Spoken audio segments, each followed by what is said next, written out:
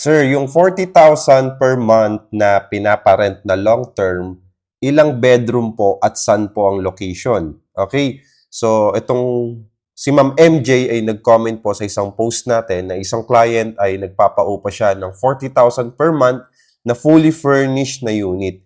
So, ibig sabihin po noon, meron pong gamit yung unit na pinapaupahan niya.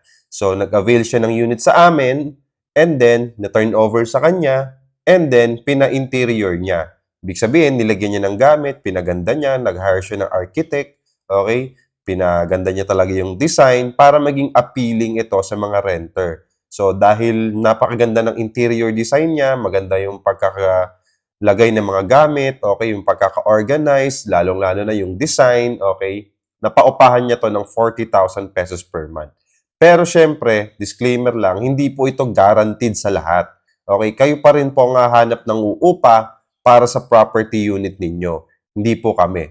In case na makatulong po kami, pag may naghanap po sa amin na gustong umupa or naghahanap ng mauupahan, pwede po namin i-recommend yung unit po ninyo. Okay? Pero kayo pa rin po yung first person na magpapaupa ng unit nyo. It's either Airbnb or long-term rental business. So, pwede nyo pong gayahin yung ganon. Ipapa-interior design nyo, pagaganday nyo yung unit, and then saka nyo po papaupahan. Kasi po, kaya po tumaas yung value ng rental, it's because nagdagdag ka ng value doon sa property mo. Dahil kapag merong dagdag value, merong rental rate. Okay? Merong dagdag din na value doon sa upa para doon sa unit mo. So, ang location nito ay sa Ortigas Extension, Pasig at ito naman ay 2-bedroom. Pwede ka makapag-avail dito, Ma'am MJ, for only 10,000 to 25,000 cash out only. Okay? Ang monthly, 18,000 to 23,000 pesos per month.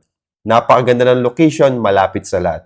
I-follow mo ako, i-message mo ako, interesado po kayo dito.